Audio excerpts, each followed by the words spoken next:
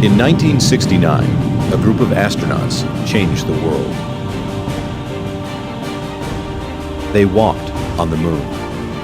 It's one small step for man, one giant leap for mankind. In 1972, our journey ended. We've never been back. 2010 begins a year of change. Private companies are working on next-generation spaceships. Governments are looking to go back to the moon and on to Mars. It's time to look up and dream again. It's time to push humans into the cosmos. It's time to educate and engage the planet. It's time for Spacevidcast.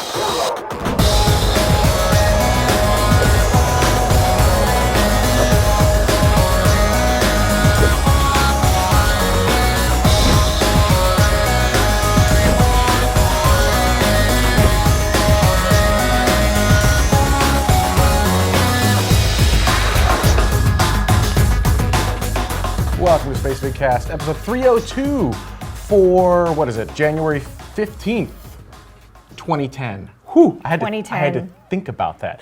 My name is Benjamin Higginbotham. With me is a beautiful, lovely, wonderful, talented, you didn't memorize it. Oh. Carrie Ann Higginbotham. Yeah, you were going to memorize it and you were going to do it along with me and make it kind of creepy. Oh, I was? Yeah. Oh, I don't remember that either. We will be your hosts for this evening, and oh my gosh, what an awesome evening we have. We have got an awesome guest, FlyingJenny, from KSC fame, I guess is how I would put that. And Space Tweeps Society and Space Tweeps Society and many other things is our guest tonight. So it's going to be great, it's going to be awesome, it's going to be fun, and we're going to have a lot of fun with that. But before we get into that, I think we should start the show off like we do every single week because we don't like change. Let's start with some space news. Space news.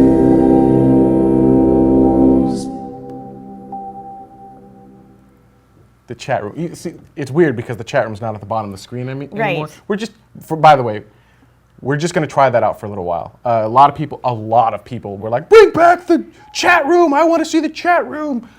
Just give us we're trying some stuff out. Right, but we can see the people in the chat room. We can still read. Yep, jazz hands. Yep, jazz hands. We'll still interact with you guys. And I realized for on demand, the chat room's not. Yeah, Vax Headroom you guys want the chat room back. I know, but we'll talk about that more in post show why we removed it. Just for now, at least. Just for now. But you've got the first news item. Yeah. Although Chris says that we need Ares 1X rocket fuel on our table. That would be cool. And Chris, if you can get some of that for us, I'd be all over it. So, possible solution for STS-130 payload troubles. We told you earlier in the week with our daily that STS-130 was having some issues and that it wasn't anything to do with the shuttle itself and it wasn't anything to do with calendar issues. It really was a payload issue. And the idea is that Tranquility's going up and it was supposed to originally was going to go in the center of, and it was going to be Earth facing, but now it's on the left side and the cooling, what am I trying to say? The ammonia cooling, lines? Yes. Yep. They're on the wrong side. And so NASA ordered like these special 14-foot tubes, I suppose, and they put them through a pressure test, and they busted. But in all fairness, though, they busted higher than what they're actually going to be used for on the International Space Station. Right. But they burst lower than what they thought they were supposed to burst at. Right. You know, they were trying to break them. So it's not like that was a surprise. But when they did the test, they broke at a much lower pressure threshold than they thought they should. Exactly. So everyone's a little freaked out at the moment, and there's a lot of different things that could go on, that could happen. I mean, they can take the payload out and switch it out for a different payload for one of the other STSs. I mean, there's lots of different options here, but they really do want to get, no matter what, they really do want to get STS-130 up in the air February 7th as it's scheduled at the moment. So what they're doing, which I just thought is hysterical, NASA is reduce, reusing, recycling. They are taking, they're taking shorter flight qualified lines, tubes, and welding them together to make the length that they need. That sounds like it will work well. Well, that's the best part. That is their A plan. Their B plan is to reinforce the 14-foot tubes and to hope that they won't burst, et cetera, et cetera. That's their B. Right, but at this point, it sounds like there is no slide in the schedule. We're still on for the February launch date. Right. And it looks like everything's going to work work out for them. Now, you saw the shot they were putting the Tranquility into the what am I trying to say, the cargo loader. So it looks like they're pretty happy with that. All right. Well, speaking of NASA issues, the Mars Spirit rover's future is uncertain. Yeah. And part of the reason sad. if you don't know, Spirit is the one that's stuck. It's one of the two rovers we've got on Mars, and it got its feet stuck. And it also has a broken wheel. It's I think it's right front wheel that's just busted, and they can't do anything with it. And they have been trying to free the Mars rover for quite a while. They've been trying to free it for, what was it, like 9 months or something like that, maybe 6 months. But quite some time they've been trying to free it. Well, now the big problem is the Martian winter is coming by. And when the Martian winter comes by, they're going to get less sunlight available for the Spirit's solar arrays. Right. And when that They're solar happens, powered. That's the solar whole deal. panels. Exactly. Yep, and so when that happens, there's a possibility, there are heaters on the vehicle to ensure that it stays alive, essentially. Well, when there's not enough power to run the critical equipment and it goes offline, it may not ever come back online again. See, now, we here in Minnesota are very familiar with this phenomenon. It's called cold. Yeah, exactly. And not to downplay anyone else that has been having cold weather across the country, because lately it's been really crazy, and I understand, and snow in Florida and cats and dogs living together, mayhem. But I know. But in Minnesota, I mean, you have to understand, our lakes freeze over so far down that, like, the ice sheet is so thick that people drive on the ice. So it gets really, really cold, and sometimes your car doesn't start. Pretty much, if you don't start it every day, you may not start it again. So to think that poor Mars rover, what am I trying to thank you, Spirit, is sitting there freezing, below freezing, way crazy cold, right, for extended amounts of time. And as Vax Headroom is saying in the chat room, in Minnesota's cold, not nearly as cold as Mars. Right, exactly. I mean, we maybe get down to negative 80 Fahrenheit. We're talking negative 243 Fahrenheit. I think that's the moon you're thinking of. Oh, am I? Yeah, it gets cold on Mars. I don't think it gets that cold. Okay, my dailies are getting mixed up in my head. Anyhow, but the point is that, yeah, I mean, to think that, granted, they didn't think it was going to come back ever. Well, this is a 90-day mission. So Right. This mission was supposed to last 90 days, and we're currently on day, let's see here, 2,201. So we're doing pretty good for these rovers right now. Right. So even if we lose the rover, it's still, of the 90-day mission, has far exceeded. Right. I mean, it's been a trooper. However, it would be nice to get more science out of the rover. And even Yeah. if it's stuck, here's the thing, even if it's going to remain stuck and we can't get it out, we just want to tip it. We want to tip it in such a way that the sun will hit the solar panels correctly. Because right now it's pretty flat and we got dust showing up on the panels and just a bunch of stuff that's interfering with it. If we can tip it north, then we can angle those panels a little bit better for better receiving of the sun, and possibly keep the entire vehicle alive through the entire Martian winter. Awesome. And then once we get past that, try to find a way maybe to dig it back out. Right, it's angled a bit south, which is the wrong direction. We want it angled north. So they're actually considering digging it in further and having it digging in the north tire further to tip it further north, so that to try and catch more sun. And by doing that, there's a chance that they're just never going to be able to get it back out. Although we may already be at that scenario. So, that's where we're at with the Mars Spirit rover. It's definitely a trooper, and we're rooting for it. But here's hoping that this is not the end of the Mars Spirit rover, because if they lose power, there's a chance they won't get it back. They could get it back, but you don't like that, right? You don't want it to completely go down, lose all your power, and then Free Spirit. just hope. We need T-shirts. Free Spirit? Free Spirit. What? No? Oh, okay. So, I know you guys are probably sick of hearing these sort of potty issues on the ISS. Every other week we have an ISS potty issue. But this is a different potty issue. It is. The potties are working. And the water recycling thing is it's working, kind of, except that it's getting a buildup of calcium from the urine. And they're not really sure if it's because of the bone loss from the astronauts from being weightless, or they're not really sure what it is. So they have to check everything, all parameters, including the calcium in the urine and acidity of the urine and all this other fun stuff. But high concentrations of calcium is clogging the water refinery system. Ew. The toilets are blocked. But that's right, You the know what? toilets aren't They need a blocked this space time. plunger. They just need a giant space plunger. That's all they need. Just a space plumber. I think I've got a new career move, right? Absolutely.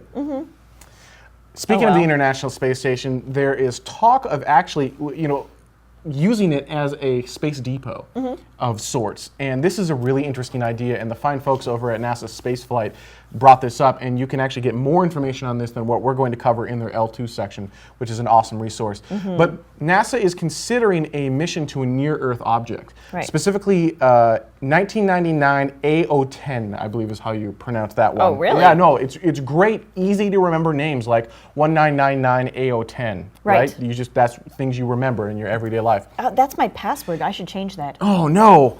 The cool thing is that unlike our lunar missions using the current constellation program that will possibly get us back to the moon around 2030, Right. this could get us to a near-Earth asteroid in 2025, and we can actually have rovers on the asteroid by 2020. So we're extending or pulling back our timeline by a full 5 years to get humans into space. And the really neat thing about this is we're exploring something that we haven't been to before. We obviously have not been to a near-Earth object. Other than the moon, right? So that's kind of a cool picture of it, but, well, not of it. And that's picture that actually has nothing to do with it whatsoever, but looks cool. But it looks cool. Yeah, absolutely. So this is about 5 to 6 years ahead of being able to return to the moon. Here's where this gets really, really interesting. The paper talks about using an Ares 5 class launch vehicle. Okay. But the Ares 5 wasn't supposed to be for humans, remember? Right. The Ares 5 was for cargo, but they'd be putting crew on an Ares 5. In fact, they don't really talk about the Ares 1 at all in this at all. Right? Okay. So we're just speculating here. Right. Just so Ares 5 on there. Right. And if they can do the Ares 5, then there are 39 potential targets of interest, but we haven't even gotten an Ares 1 working quite yet. So Right. where they're going to get the funding and everything needed for an Ares 5. Oh, see, but Chris from NASA Edge, who's in our chat room, joining us live for this show, which is just another reason why you should be joining us live, because we get all kinds of awesome, interesting people live in our show. But so Chris, who's the host of NASA Edge, is saying that it's an Ares 5 Lite. But regardless, we don't have any Ares 5s right now. Ares 5s? Well, and Burns is saying Ares 5 plus Soyuz. I didn't hear that one. I did hear, however, that the robotic missions that we want to send up there, just kind of for recon missions, because we can send robotic missions up there. Right. We can do there are 3 opportunities for robotic missions, 2019, 2020, and 2021. For that, we would simply use an Atlas V Heavy or a Delta IV Heavy. So we have a few options there. That's traditional stuff. We've already got that stuff working today. Great, ready to go there. And then 2025 would be the first human opportunity, and then the next human opportunity would be 2026. So if we have some reason that we scrub, then we have a full year to figure out what happened, and actually we have the ability to launch in 2026. The next launch opportunity for humans is until 2032. So you got kind of this weird, you see these delay windows, right, where we're all complaining about not being able to make it to the ISS because their window closed for a week. Right. That's what is that? That's almost that's like an 8-year delay. That's an 8-year window crazy. That would be.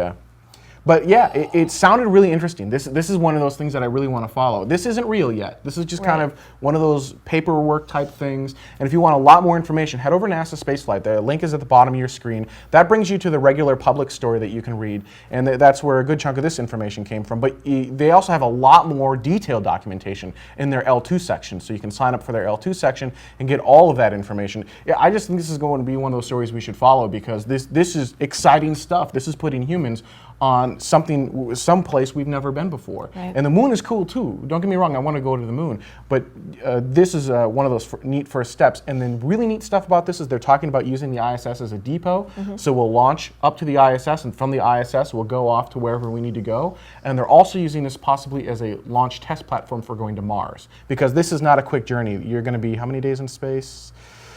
Quite a few days in space. It was 5 to 6 month flight is what we're looking at. So this is not the 3-day journeys that we did to the moon type thing. This is a long, long time. Wow, good thing ESA had that Mars 500 thing going on.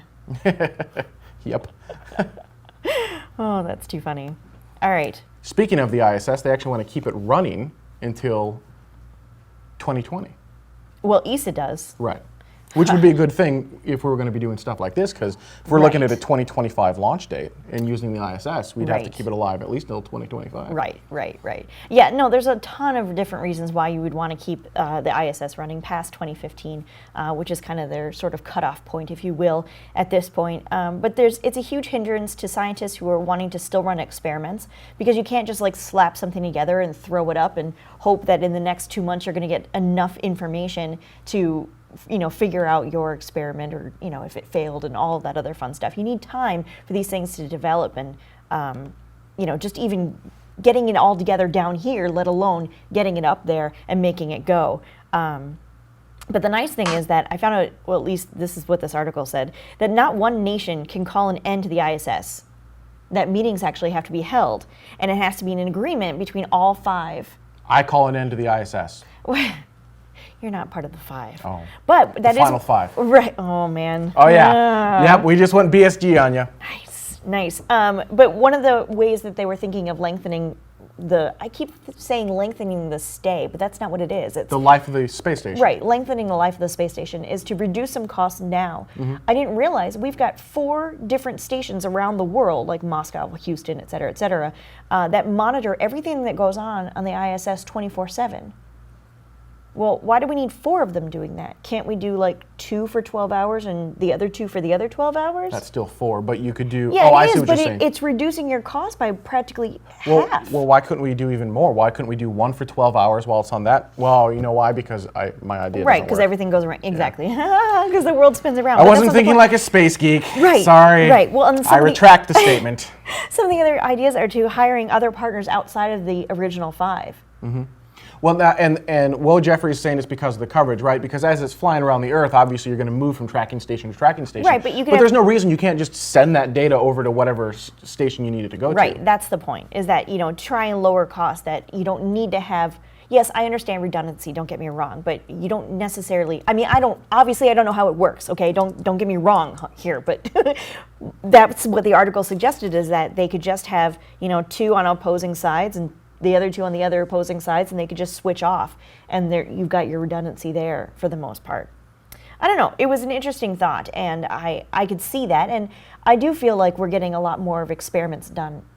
Now, obviously, I'm more involved in the ISS now than I ever had been in my life, but it would seem to me, it's not rocket science, thank you, NASA man, that to be able to get these, like I said, to get the experiments together and getting them up there, and then watching the experiments, getting all of your data, and it takes time, and there's only so many trips we make to the ISS, so there's only so many things that can go on up there, and there's only 8 people up there anyway, so how many people Well, I do like the could go idea. on. I do like the idea of using the ISS as a depot for the near-Earth objects and for possibly moving on to Mars. Mm-hmm. I believe it's at the wrong inclination to do anything with the Moon, so we can't do a whole lot there. Right. But the article made it sound like at least that we could use it for some stuff like that, and that I Right. think is a fantastic use of that particular resource. So extending it beyond 2020 on to 25, 2030, however long we need it, Right. seems like a good idea. Obviously, there's a lot going on, and none of this is finalized. And as many people in the room have mentioned, we need to get the launch vehicle issue sorted out right now.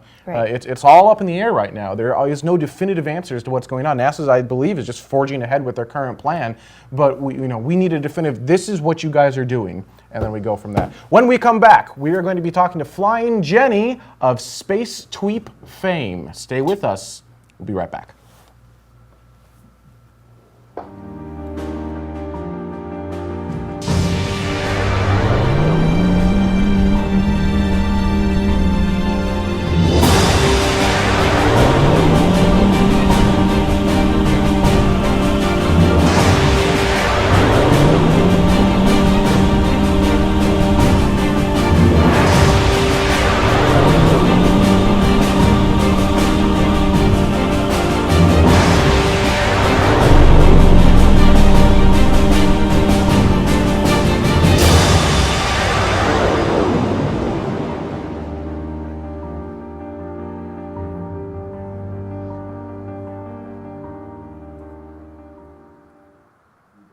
Once upon a time, a special few dinosaurs were given a gift. Something that set them apart from everyone else. Flying. If dinosaurs could speak, the orthodox among them would have dismiss the entire notion. Big deal, they would have told themselves. There's nothing up there but empty space. Every good thing in your life is here on the Earth. Food, shelter, company, not to mention greenery. Up there is absolutely nothing. But a strange thing happened. The dinosaurs on the ground died out 65 million years ago. And the ones with the gift of flight, the ones who pioneered the empty space above their heads, well, they're called birds. What's more, there are twice as many species of birds as ground-walking mammals, meaning the flyers have found twice as many ways of making a living in the sky. And flyers, be they birds or flying mammals, live longer than groundlings. Is nature trying to tell us something? Is there another empty space waiting for the flyers among us? Come to the National Space Society's International Space Development Conference in Chicago, May 2010, and wave the other dinosaurs goodbye. Bring space to life by bringing life to space.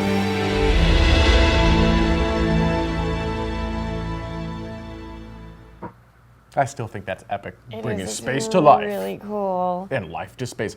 You know, for those of you who've never been to ISDC, definitely try to find a way to make it there. We're going to do everything we can to make it there. Hopefully, we'll be able to broadcast some of that stuff. We haven't actually. We'll talk with Tim. Maybe see if he can get us in touch with the right people. But it is a fantastic conference to go to. We met a lot of really interesting people. Last year we met Buzz Aldrin, who was the second person to ever step on the moon.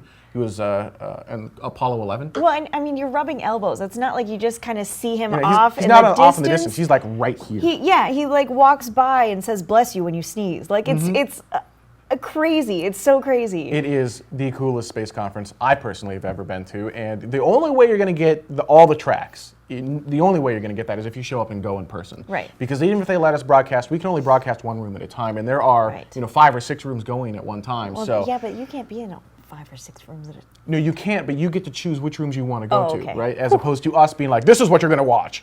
So, You have good taste, though. no, actually, we're in whatever room has bandwidth. That's how we determine what This you is get to true. watch is whatever They room. don't know. And before we get into Flying Jenny's interview, it was asked in the chat room if Epic is available. Not yet. Not yet. We do have beta testers active right now. We do anticipate there are no reason that we shouldn't be live in January. Probably another week, maybe 2, and Epic will be live, and you'll be able to get all of these cool shows and post shows and associated media. And for those of you who have been wondering, yes, you will be able to get the Spacevidcast ringtone if you're an Epic subscriber. So there you go. And with that, we are very excited because Flying Jenny is joining us. She is a shuttle technician working on the orbiter, on the OMS pod and the maneuvering systems. And she is also one of the founders of the Space Tweep Society, which is fun to say. Jen, STS. STS, exactly. Works on STS and STS. I love it. Jen, thanks so much for joining us tonight. Hi, guys. So, really quick, could you describe what do you do at NASA? I do maintenance of, like you said, the OMS pods and the forward reaction control system modules. They come to us either for prescribed maintenance, which would be every 5 flights. There's a major maintenance that we do then. Or sometimes we have drop-ins between missions when it's not scheduled. Like when they have thrusters that have problems, we'll get one then. So if you're listening or you're watching a mission live and they're mentioning some sort of issue with one of the thrusters, you can pretty much be guaranteed that when it lands again, that's going to show up in your lap shortly thereafter? Well, not always. It depends on what's wrong with it, but a lot of times, yes.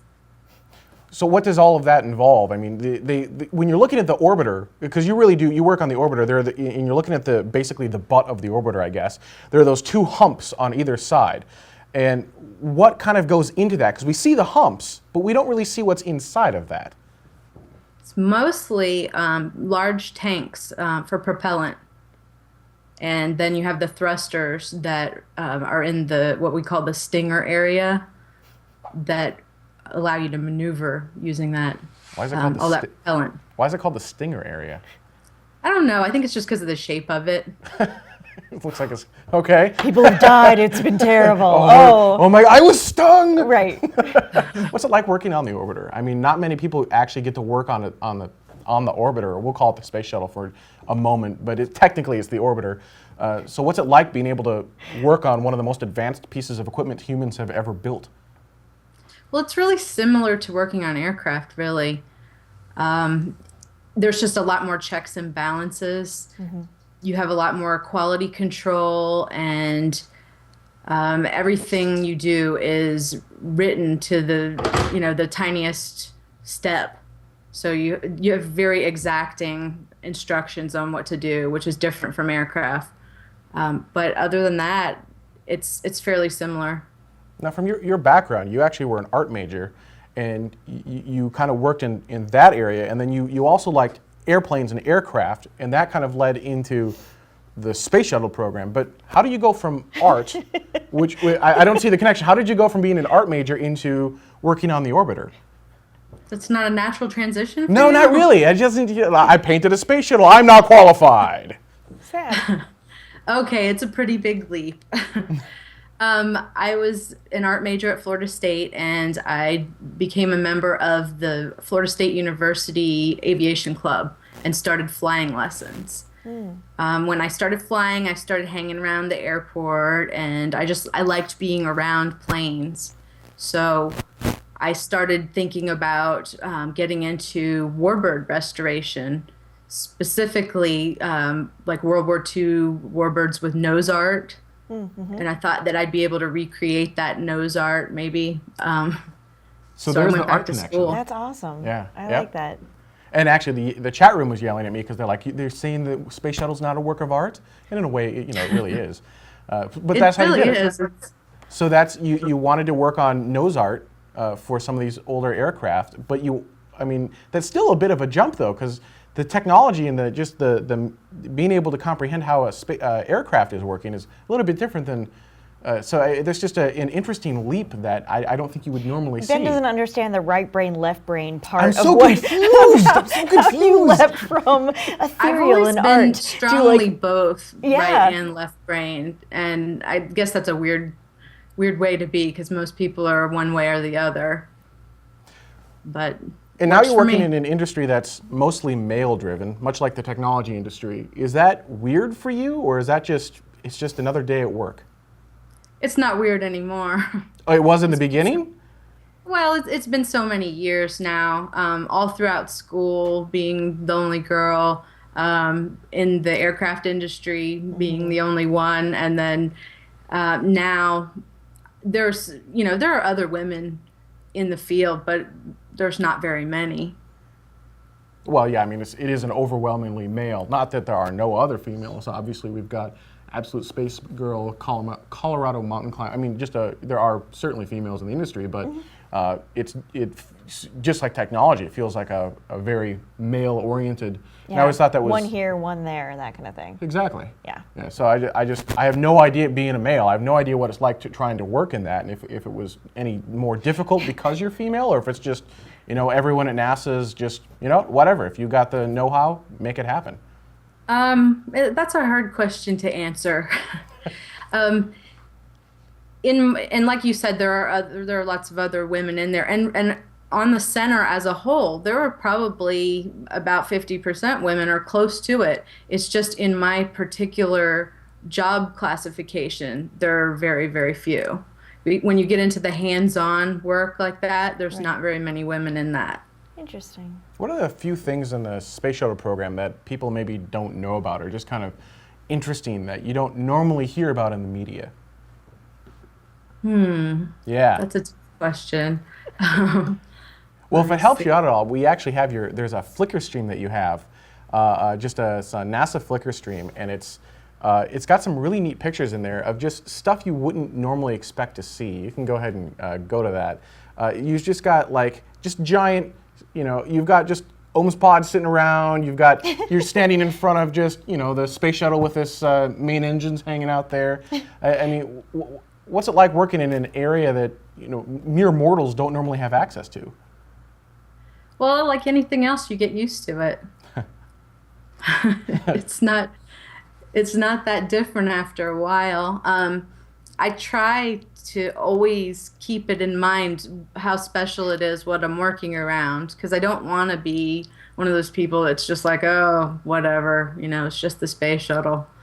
Right, right. So The chat room's like, oh, hey, here's an OMS pod right over there sitting on my table. Yeah, and then alligator, because obviously you guys are on a what is it? A national Reserve. Reserve. Yep. Oh my gosh, and then yeah. a row of alligators. Holy cow! That's awesome. yeah, that was in 2007 around this time of year, and we counted. I think ended up being like 48 alligators on that one bank. Oh my God. Wow.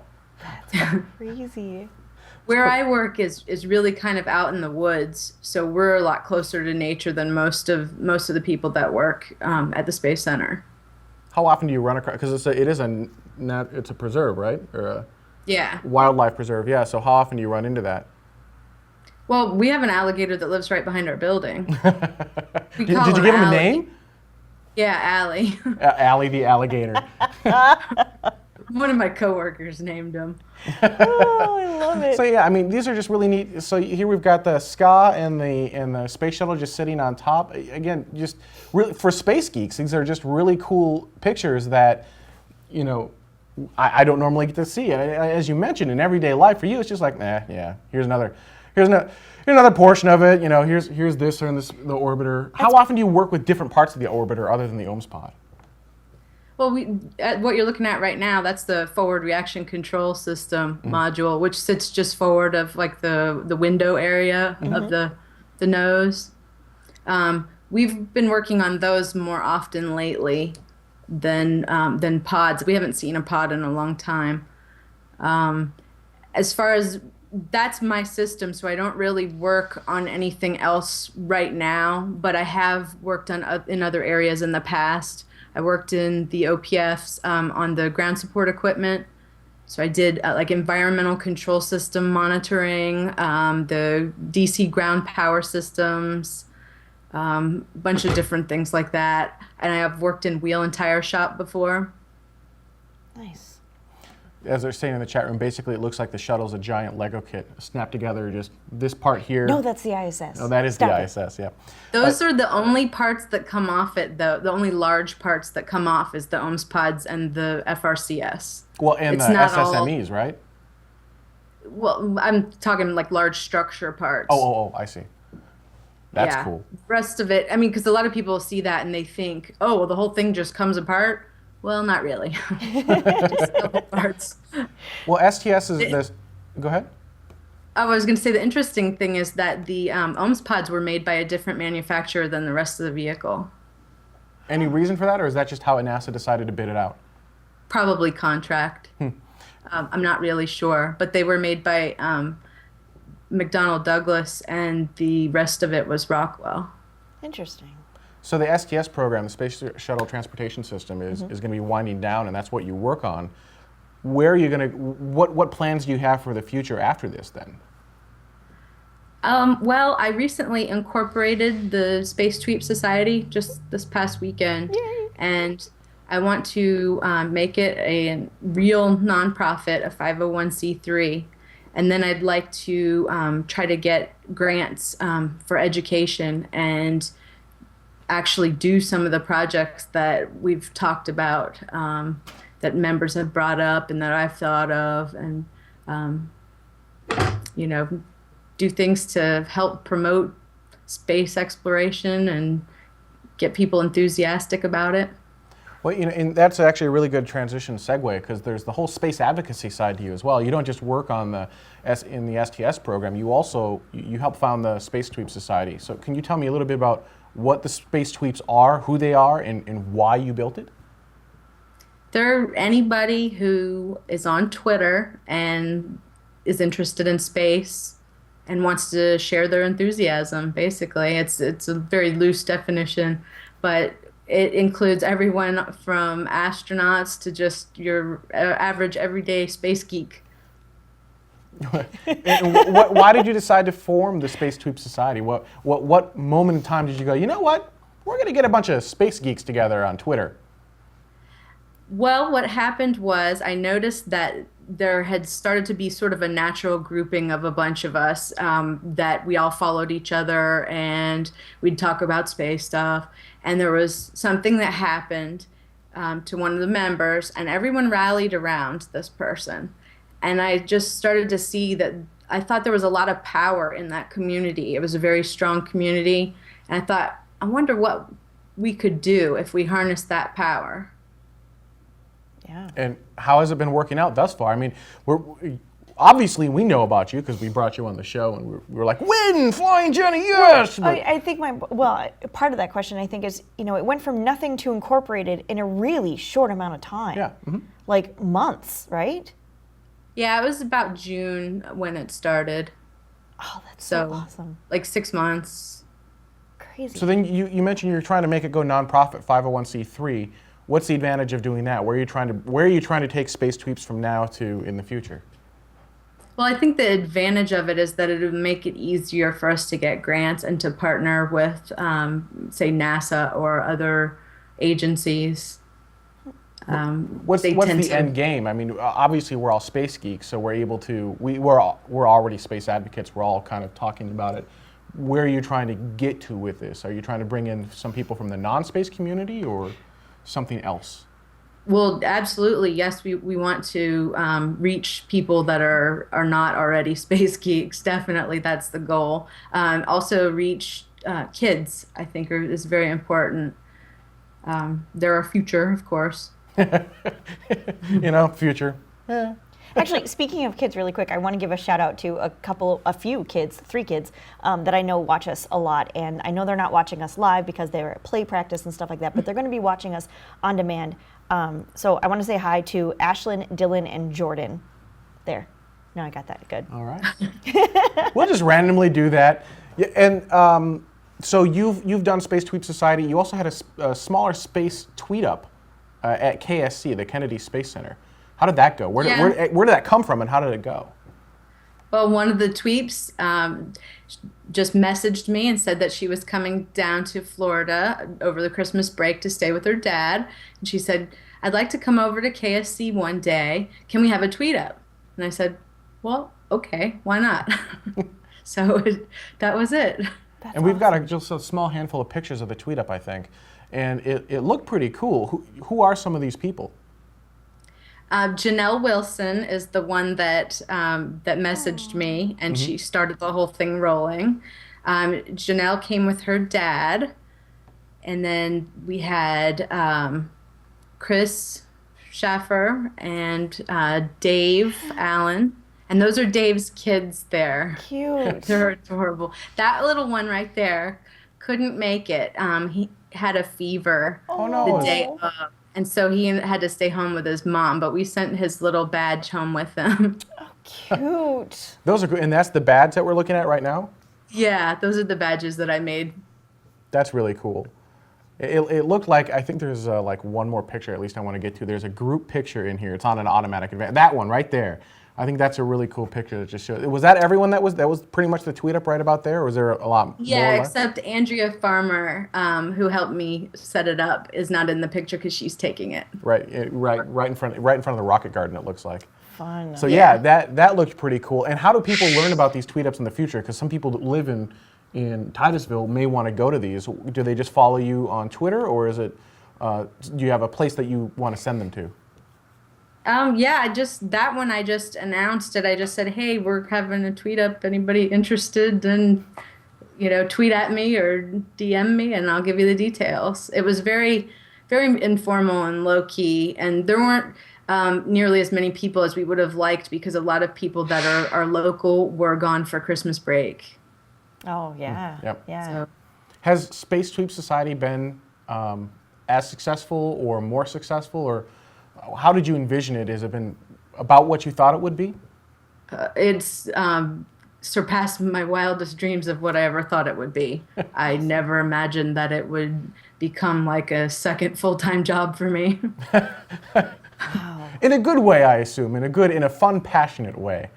Yes, it is. It's something that I do because I feel like it's important, and I do enjoy it. Where can but it is a lot of work. Where can people go to sign up to just kind of add themselves to the Space Tweeps list and participate in future Space Tweetups? Spacetweepsociety.org is our website, and you can just set up a login name and register on there, and you're in. That's all it is. What can they do to help? Right now, be patient. I don't have much more than that. I'm still getting organized. There will be opportunities for people that want to volunteer in the future. We already have some great volunteers that are helping me out doing the Facebook fan pages and LinkedIn and tweeting from the Space Tweeps Twitter account. They're doing a great job. We have our webmaster, Heather, who is amazing, and we love her. We have a lot of people that are already doing some great things. So we'll just have to be patient so we can come up with more roles for other volunteers. Awesome. And there are a lot of people. It feels like space is really starting to gain a lot more traction. I'm not sure why. I don't know what started that, but it was partway through last year. And Space Tweeps Society, I think, is one of those things that helped it to start to get seen, because you start seeing those hashtag Space Tweeps inside of Twitter, and you'd start to see some of the stuff that the Space Tweeps were talking about begin to trend in Twitter. And that's a multi-million user network of really people all over the planet, of all over the different types of, some are tech geeks, some are not, some are space and some geeks. work in the industry, some don't, the whole nine. So it's really interesting to see how organizations like Space Tweeps have really helped to change that and are really helping push space advocacy, which is really hard to say, forward. So we're huge fans of Space Tweeps. Jen, if you don't mind staying around, I'd like to get you and the chat room engaged after the show a little bit and talk about some fun stuff. Sure. But thank you very much for being on the show. This is awesome, and Space Tweeps Society is just a fantastic site and Twitter list as well. Thanks a lot for having me. Awesome. All right, we will be back next week. Who's our guest next week? I don't remember. Are you serious? I asked you before. I meant to write it down. It's Doug from Parabolic Arc. Oh, Parabolic Arc. That's right. I had this whole spiel I was going to do in the beginning of the show, and I completely forgot. We got this huge space advocacy thing going on all month long, and so we got Doug from Parabolic Arc next week. The week after, we've got Brad from WeWantOurFuture.org, which is another grassroots thing coming together. Well, I know, words here, but which actually Tim846 in our chat room is also involved in, and also it's sort of like Space Tweeps Society for little kids. So we were going to call this the Space Advocacy Month here on Spacevidcast, although every month is Space Advocacy Month here on Spacevidcast. So stay tuned next week. You can watch us live right here at spacevidcast.com. Thursday nights, 6 o'clock p.m. Pacific Time, 8 o'clock p.m. Central Time, 9 o'clock p.m. Eastern Time. That for you, those of you in the rest of the world, that would be 2 o'clock a.m. Coordinated Universal Time on Friday, the following day. So thank you guys so much for watching. If you're in the chat room or if you're watching us live, stay with us. We've got FlyingJenny in post-show, or if Epic is available, buy that so you can watch the post-show. Thank you so much for watching. We'll see you next week.